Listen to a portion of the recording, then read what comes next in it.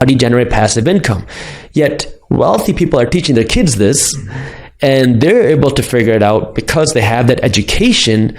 But for the majority of us, we're not taught this unless you're willing to go out of your way. Now, YouTube has made it a lot more accessible, thank God. Yeah. But before YouTube, you had to go out of your way to read books and take classes. And it's tough. It's much harder to read a 300-page book than it is to watch a 10-minute YouTube video. Yeah, definitely. So that was a big turning factor for me, because that's when I started to realize that there's something different that you can do. So the second habit that we talk about, breaking away from that traditional system, asking the question why. And then the third thing is understanding what money is.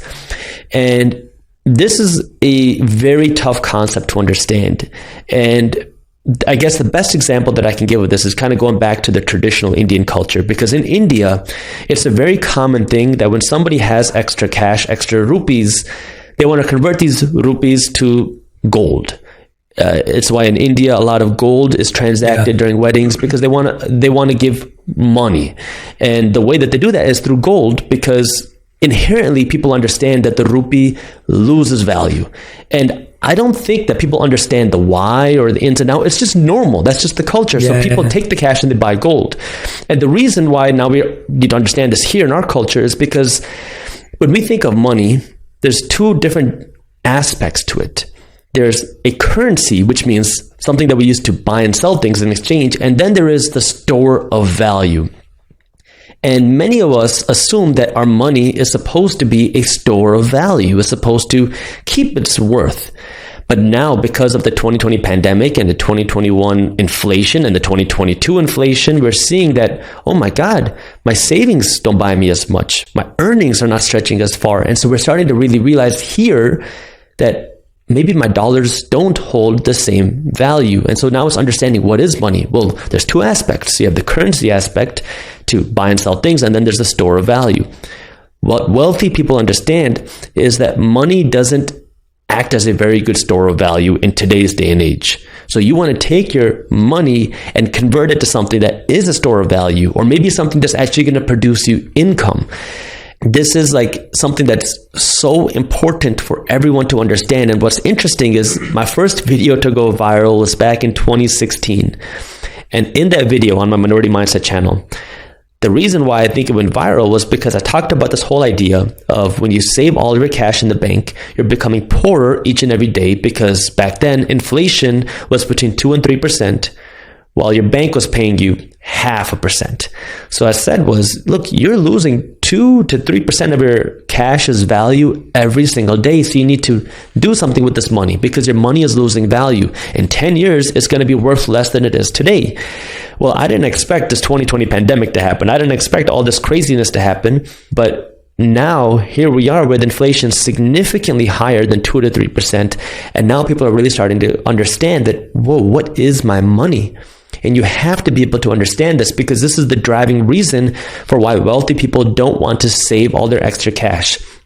You want to put your cash to work, which brings us now to the second side, right? Well, what do wealthy people do? Well, the first thing, you have to understand how money plays a part in your life, like we discussed, right? How does money impact your life? That way you don't go out and just start chasing money. Because one of the things that I realized was I started making way more money when I stopped chasing money.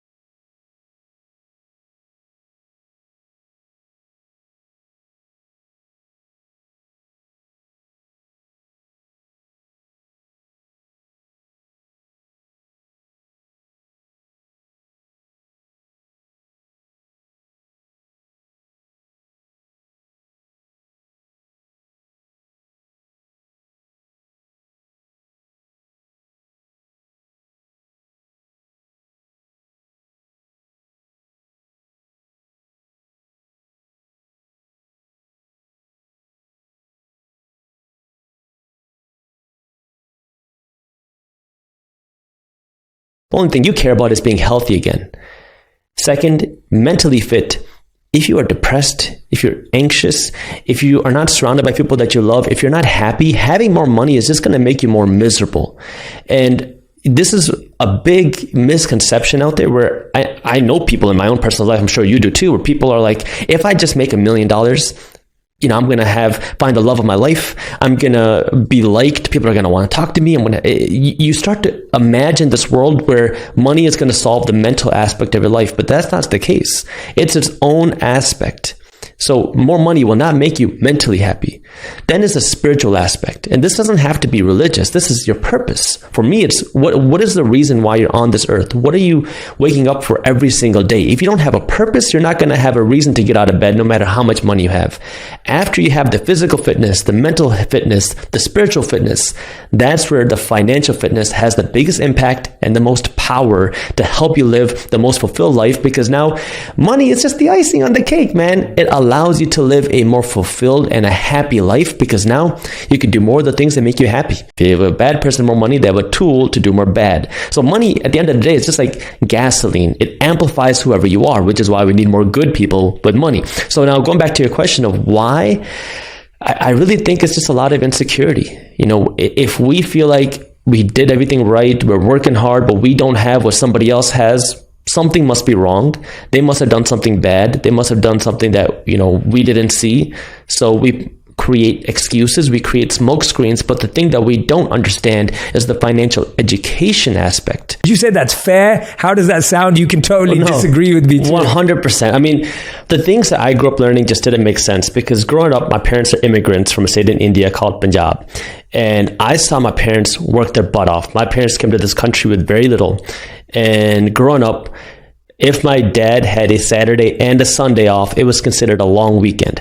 So he was working long hours every day, on weekends, all the time. And at the same time, they would say, you need to study hard so you can get a good job and become successful. And at the same time, they would also say, don't worry about money, don't stress about money, don't talk about money, because money's bad, money's taboo, money's evil. And something didn't make sense, because even as a kid, I had this entrepreneurial bug where I was like, I want to do something different. The only thing you care about is being healthy again. Second, mentally fit. If you are depressed, if you're anxious, if you are not surrounded by people that you love, if you're not happy, having more money is just going to make you more miserable. And this is a big misconception out there where I know people in my own personal life, I'm sure you do too, where people are like, if I just make $1 million, I'm going to find the love of my life. I'm going to be liked. People are going to want to talk to me. You start to imagine this world where money is going to solve the mental aspect of your life, but that's not the case. It's its own aspect. So more money will not make you mentally happy. Then is a spiritual aspect. And this doesn't have to be religious. This is your purpose. For me, it's what is the reason why you're on this earth? What are you waking up for every single day? If you don't have a purpose, you're not going to have a reason to get out of bed no matter how much money you have. After you have the physical fitness, the mental fitness, the spiritual fitness, that's where the financial fitness has the biggest impact and the most power to help you live the most fulfilled life, because now money is just the icing on the cake, man. It allows you to live a more fulfilled and a happy life, because now you can do more of the things that make you happy. And it doesn't make any sense, because depending on when this airs, maybe things will change. But if people are struggling paying their rent, paying their gas, buying their groceries, people are spending money. But the reason why they're spending money is because you have to pay more money for your groceries. Yeah. And now, if you just think about this from a practical level, people are having less ability to now go out and shop and be able to just buy things, which means businesses are hurting. So my thoughts are, unless this inflation magically goes away, like the Fed says it will, it is going to contribute to a economic slowdown. And now, how bad will it be? Well, it depends on what the Federal Reserve Bank does, because the Fed now is trying to reverse what they did in 2020 and 2021, where these trillions of dollars were printed and entered our economic circulation, which caused the value of our savings and earnings to drop. It created more inflation. So if you want to reverse inflation, you have to do the opposite. You have to literally burn cash. You have to take it out of the system. So that's why they're working to increase interest rates.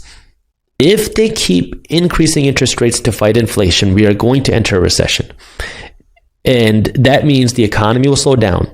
It means people will lose their jobs. It means that businesses will go under. And the question then is, what will the Federal Reserve Bank do next? Will they then say, okay, inflation is under control, even though maybe it's not, but the economy needs help. So we're going to start inflating, because that's what happened in every previous crash. You cut interest rates and you print money to help the economy boost. Well, if they do that now, when we entered a recession because of inflation, you make the root cause of the recession even worse. So this is where I don't know what the Fed is going to do. And it is a tough situation. And this is where you want to be aware, because there are ways for you to take advantage of this. But what you want to understand is the lesser of two evils is to cause a recession. Because when you're chasing money, you're chasing something that's illusory. It's just fake. It's just, it doesn't even feel good. And you're not going to be able to put your full self into it. But then the second thing on the more financial side is, what do you do with that money? And one of the things that I realized is what wealthy people want is this thing called equity. And this is where you have a lot of benefits in America, because you can't do this in a lot of countries.